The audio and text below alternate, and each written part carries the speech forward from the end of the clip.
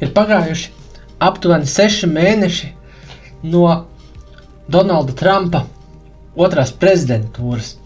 Un es vēlos mazliet atskatīties uz viņa politisko veikumu līdz šim. Viņa vēlēšanu kampaņā tāda viscentrālākā ideja, manuprāt, bija risināt visādas problēmas ar muitas nodevām. Ja?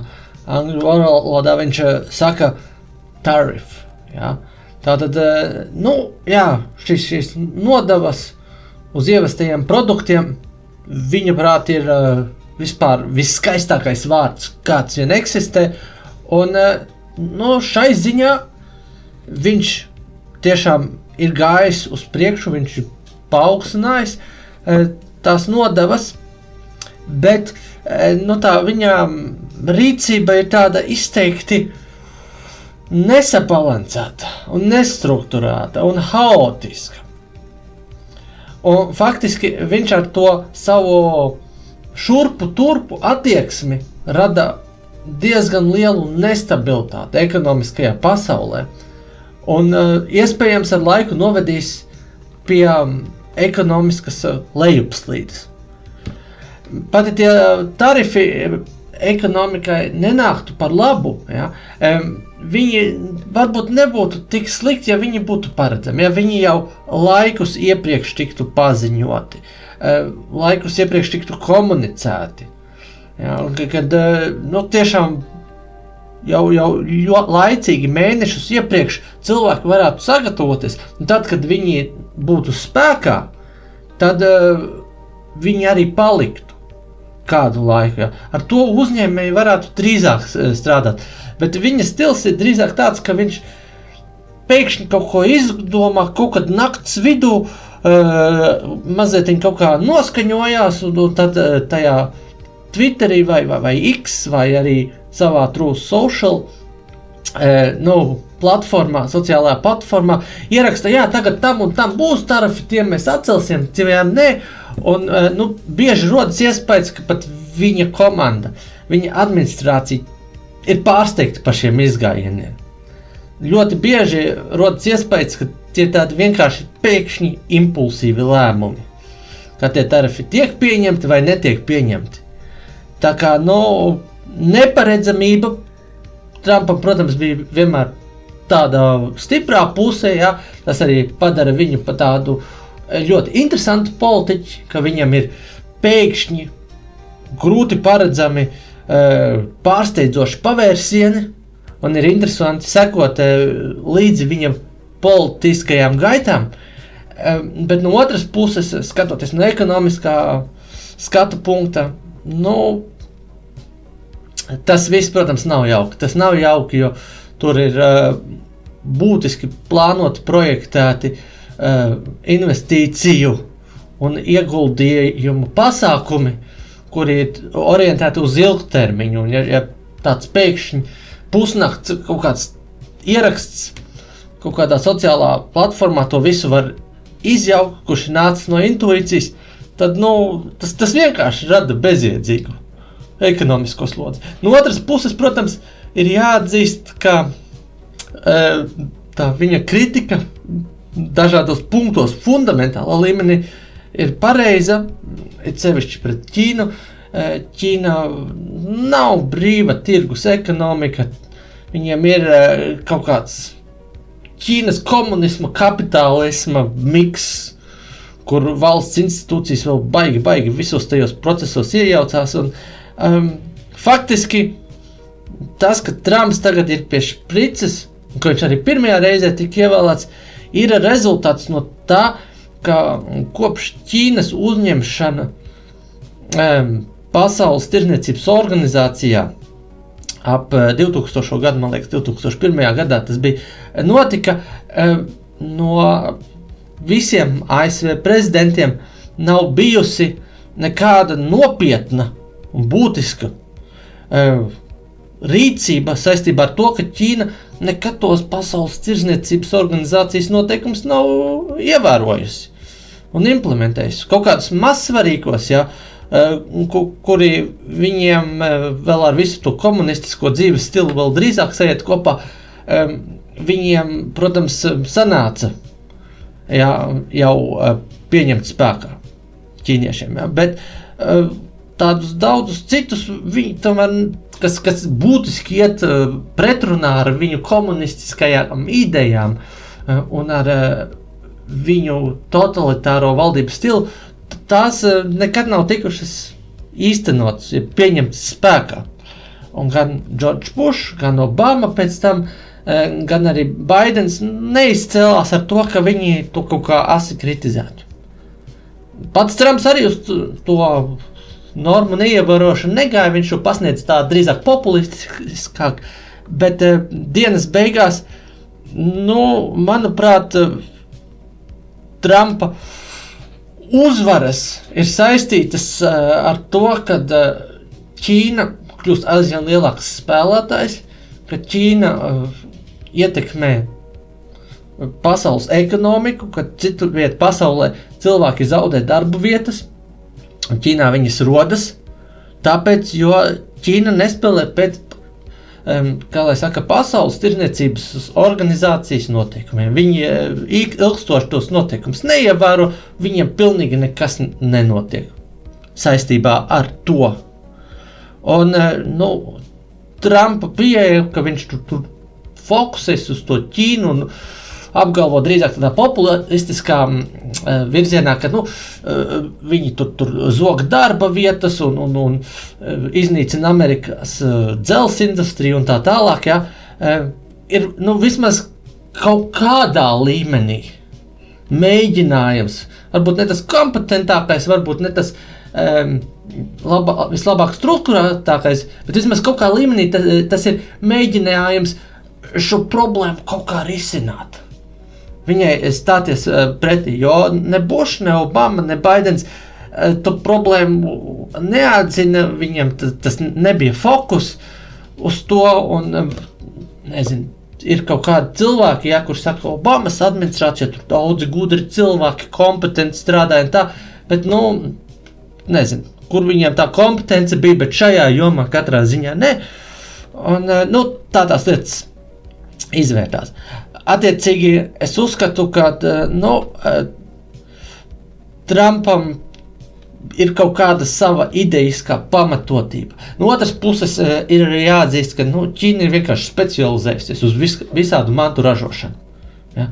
Tarifi šur vai tur, ja jūs paiet veikalos, paskatieties uz precēm Latvijā, es nerunāju par nekādiem Temu vai kaut ko tādu. Es runāju Latvijā, te vietējie veikali, ja? Paskatieties, kādas tur preces tiek tirgotas, tad ļoti bieži tur ir rakstīts, virsšais palasiet ar maziem būtniņiem, izcelsmes valsts, Ķīnas Tautas Republika. Un tās mantas, kas nav tur ražotas, kas ir ražotas kaut kur citur, ja viņas ir kaut kādas sarežģītākas mantas, tad bieži vien tur laba daļa no detaļām no tās Ķīnas nāk. Varbūt tā gala ražošanas valsts nav Ķīna, bet diezgan daudz, kas tur nāk no tās Ķīnas. Un tā tas vienkārši ir.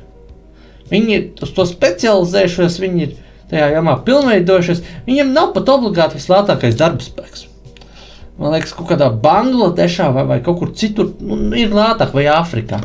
Arī darba spēks ir lētāk pieejams, bet viņš nav tik kompetents un viņiem nav tā spēja visu to saorganizēt, izstrādāt to un tā. Ķīniešiem ir problēmas ar ļoti sarežģītām tehnoloģijām, ar augsta līmeņa tehnoloģijām. Viņi, piemēram, ražo daudz dzelzi, bet tādu īsti augstas kvalitātes dzelzi, ko vai kaut kādām ļoti specifiskam pielietojuma vajadzībām, kur nedrīkst tāds prastāks dzelzis būt. Tur viņiem problēmas. Tur viņi pat ir spiesti dzelzi importēt, ievest. Viņi tādu vienkārši nevar saražot, un to, ko viņi var saražot, tas arī drīzāk ir štruntīgākas kvalitātes. Šeit faktiski internacionālā līmenī ir tāda kā evolūcijas turpinājuma būtības novērojamība. Jo sākumā, kad radās dzīvība, tie bija vienu šūnu organismi. Jā, viena šūna, un tā viena šūna, viņa darīja visu. Visu, kas tai šūnai bija jādara, lai viņi izdzīvot. Ar laiku organismi attīstījās un sastāvēja no vairākām šūnām. Jā.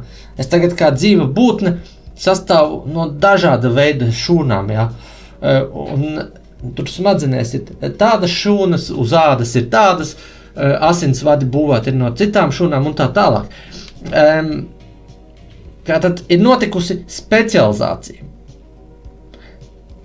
Ir kaut kādas šūnas, kas dara vienas lietas, ir kaut kādas šūnas, kas dara citas lietas, ir kaut kādas šūnas, kas dara vēl pavisam citas lietas. Ja? Un ir izveidojusies tāda kompleksa sistēma, kur tiek darbi dalīti. Ja? Protams, tās šūnas, dēļ tās specifikācijas, viņas nav spējīgas vairs pašas neatkarīgi no kaut kādām pārējām atbalsta sistēmām organizēt. Ja? Cilvēkam, sirds apstājas, tad ir švaki, jo sirdī reizi funkcija apgādāt pārējos orgānus ķermeni ar, kā lai saka, asinīm, ja? Pumpēt to cauri. Un tā ir dažādiem dzīvībai svarīgiem orgāniem. Un to var visu, man liekas, arī pārnest uz pasaules ekonomiku, cilvēces tehnoloģijas līmenim kāpjot, inovācijām kļūstot aizvien sarežģītākām un zinību līmenim kāpjot uz augšu. Mēs esam aizvien vairāk specializējušies, jo tas uzdevumu un darbu kopums ir kļuvis tik milzīgi sarežģīts, ja, ka viens ar visu tikt galā nekādi nevar. Un, daudzās ražošanas jomās, kur vajag kaut kādu kompetenci, bet kas nav pārāk sarežģīts, Ķīna ir izcēlusies kā diezgan kompetenta ražošanas vieta. Viņi var par diezgan zemām izmaksām saražot tādus viegli līdz vidēji sarežģītus produktus. Ja. Un, faktiski tā pilnīgi no Ķīnas atdalīties un noteikt tādu pilnīgu embargo, kas, caur tiem sevišķi augstajiem muitas nodokļiem Ķīnai no ASV puses kādu laiku tiek mēģināts, ir tāds, diezgan neapdomīgs solis, jo būs grūti savilkt galus. Drīzāk, pareizāk būtu jau laikus komunicēt, jau laikus spiest uz to, ka viņi neievēro tos nodokļus, teikt, dot kaut kādas līnijas, jūs līdz tam un tam ievērojat, jūs tur sūtat novērotājus, ja, lai mēs paskatāmies internacionālā kopiena, ka jūs ievērojat to Pasaules tirdzniecības organizācijas noteikumus, un, ja jūs tur nelaižat, ja jūs tur šmaucaties un blādaties un kaut ko slēpjat, tad jums tos nodokļus paaugstinās. Bet, kādā saka, nevis naglu ar vienu asu sitienu dzīt iekšā, ja, saistībā ar to problemātiku. Nevis viņu risināt kā naglu iedzenot ar āmuru, bet drīzāk tā kā tādu skrūvēt, pievelkot un to spiedienu radot.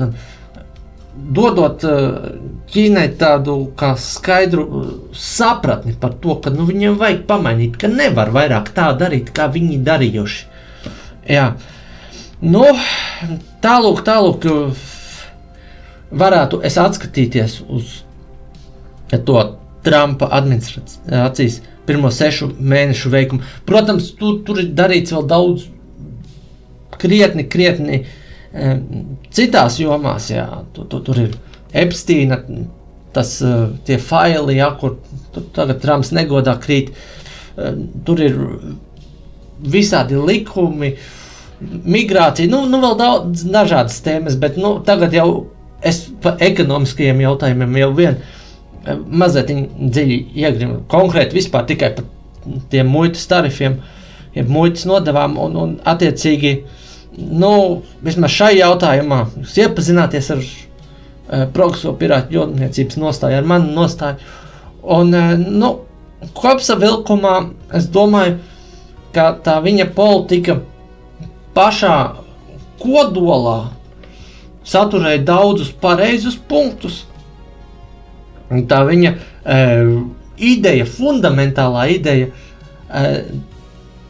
caur tiem, kā lai saka, muitas nodeva kompleksa kopumu spiest citas valsts pamainīt savu politiku, ir diezgan laba, bet, protams, tā muitas nodevam ir arī ekonomiskas sekas, kuras ir varbūt arī negatīvas, jā.